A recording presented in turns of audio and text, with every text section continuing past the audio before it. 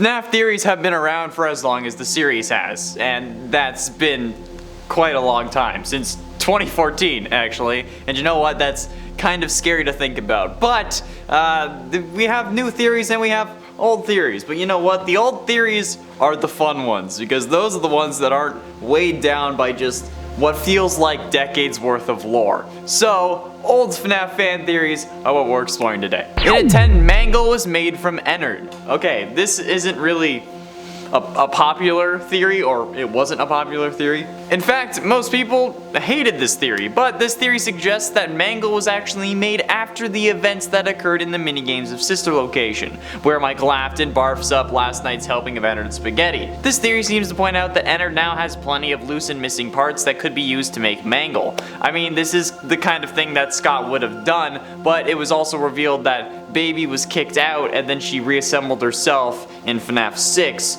and then Ennard became Molten Freddy. So I don't think it has literally any footing at this point anymore, but it's an interesting theory nonetheless. Even if you hate the theory, you kind of believe that it would end up being a thing, even just a little bit. Okay, if I had seen this theory before the other reveals of FNAF 6, I would have probably believed it. And at 9, Real Pizzeria. Before the release of FNAF 4, Scott Cawthon's website was littered with references to the numbers 8 and 7 in the source code. This caused many fans, and even dear old Matt, had to think that these were references to the year 1987, where the famous frontal lobe bite occurred. However, other fans believed that these were somehow coordinates, so after plugging them into Google Maps, which I honestly don't understand how you do when you just have a whole bunch of 8s and 7s, like, I tried it, I couldn't figure it out, but whatever. After putting them into Google Maps, however they did it, they ended up finding a location that it actually gave, and it was an actual pizzeria. Obviously, once this got shared, fans of the franchise started harassing the place, and while it might have been one big coincidence, someone might have caught on beforehand. Kathy Blockus reviewed the pizzeria saying the robots kill. I saw a robot fox killing a kid before in there. Run for your lives out of there. This was actually left 3 weeks before any of the FNAF 4 things were announced, which is when all the 8s and 7s appeared on the website. So while this is incriminating, they also, after saying that, left the place 5 stars. So they obviously are just a fan of the franchise, but yeah. And at 8, Real Life Links. In December of 1993, after Chuck E. Cheese had closed in Aurora, Colorado, Margaret Kohlberg, the manager, was tallying up receipts in the back room. While she does this, Bobby Stevens scrubs down the kitchen, and Sylvia Crawwell, Ben Grant, and Colleen O'Connor all work on cleaning the main party area. However, there is someone hidden in the bathroom, 19-year-old Nathan Dunlap. Earlier that year, he had begun working at this location as a cook, before getting into an argument over his hours, which resulted in him losing his job. He was looking for revenge. He exited the bathroom and began firing, killing everyone in the building. First Sylvia, then Ben, then Colleen, then he went to the kitchen, where the bullet entered Bobby's jaw, sending him flying to the ground. Then Nathan went to the back, where Margaret opened the safe before being shot twice. Nathan then filled her bag with $1,500 cash, arcade tokens, and keychains. Thanks to security cameras, he was promptly arrested and sentenced to death. Obviously, this was the first MatPat game theory, and you know what? It sucks. It sucks that it happened, but it's still quite interesting. And while it may not be true that these events are linked with the first game and the mechanics of the first game, I still think the stories are so close it's impossible not to consider. Although when he came out with this theory, my first thought was, oh, so all I have to do to make a popular horror game is just find a just absolutely brutal story. And it's 7, Dream Theory. Most of you, if not all of you, have heard this before. The theory that everything we have seen in these games is a dream. Sure, Help Wanted gets meta and kind of puts this theory to bed, but what if all the things that we are seeing is still a dream? What if it's not the crying child in his home or in a hospital room waking up every morning? What if it's William Afton dreaming about the insane things that he plans on doing and how well it works out? Well, to him, it would be working out because he's a lunatic. But like, time works differently in dreams. You could go a whole month of your life and wake up and it's only been 6 hours. And sure, you're able to control your dreams to an extent, but that's very difficult to do. Once you realize you're dreaming, for the most part, you wake up. So what if he's only considering killing kids right now? And this is his mind telling him not to do it, or to do it, because again, he's cuckoo for Cocoa Puffs. Or there is another theory that we are still dreaming through Crying Child, where he is just now further into the dream, trying to justify what he saw so that when he wakes up, he isn't terrified. Or he played the games that then actually had real nightmares about them. In at 6, Withered Bonnie wants your face. In Withered Bonnie's jump scare in FNAF 2, we can actually see him reaching towards your screen, as if reaching for your face. I mean, to be fair, he is missing his, and the other animatronics attack if they see an endoskeleton, but if he had an exposed endoskeleton, why would he attack another one when they're one of his own? Withered Bonnie is also essentially reaching for the Freddy mask that you have on your head, maybe thinking that it can use it to prevent others from attacking him, since his frickin' face is missing, making him absolutely terrifying. Actually, now that I think about it, like, what if the reason they're attacking you is because they can sense the remnant in your body? Maybe, in fact, you do get scooped before becoming the night guard at these pizzerias, and now you look like you should be in a suit because Ennard is inside you, or maybe he's already evacuated at this point. I don't know, it seems like a stretch, but I figured I would put it out there. Halfway through into number 5, the movie isn't real. We all know about the Five Nights at Freddy's movie supposedly in development by the same studio that made Paranormal Activity, Blumhouse Studios. But what if that's not really going to happen?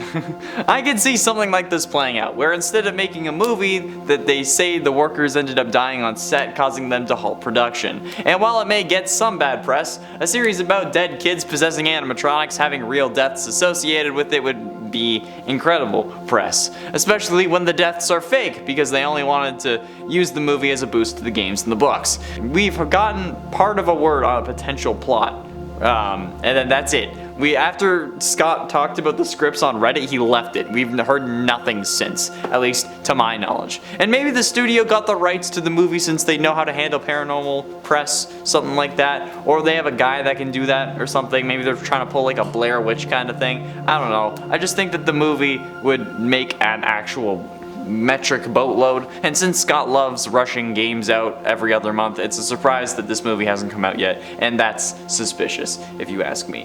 And for the Cult of Afton, another theory that I saw from Matt Bat in Help Wanted's Curse of Dreadbear DLC. In Help Wanted's Curse of Dreadbear DLC, you are tasked with collecting 4 keys from a corn maze while Hollow Foxy chases you. Or I guess Jacko, or not Hollow, no, it is Hollow Foxy. It should be Jacko Foxy, but whatever. Well, if you end up finding all 4 of them, a 5th one appears. A glitchy one, and if you manage to get it, it unlocks a cellar, which looks like the barn that acts like the hub of the game, but it actually isn't, because it's a cellar, not a barn. Either way, this time the banner is torn up, as if it's been decaying for years, and then there's a bunny mask sitting on the table next to an unlit candle, in a circle of potentially blood or maybe red candle wax. Well, you put this mask on and your breathing slows and relaxes, and then the DLC is complete. When you head back to the prize counter, you can wear the mask there again, but if you do this while holding Glitch Trap's plush, you actually seemingly start having a conversation with someone, but you can't hear the other person, you only hear you. This led Matt Pat to believe that there is a cult forming around worshipping Afton, and maybe even trying to bring him back from hell. And I mean, Vanny brought him back from hell. Maybe she's just not the only one that's possessed, right? I mean, they're gonna have to do something now that we have no idea what happened to literally any of the characters. So, who knows? I sure as hell don't. Getting close to the end in number 3, you're the new killer. And you know what? This one was right. Well, yes, I did start playing through FNAF VR on the channel.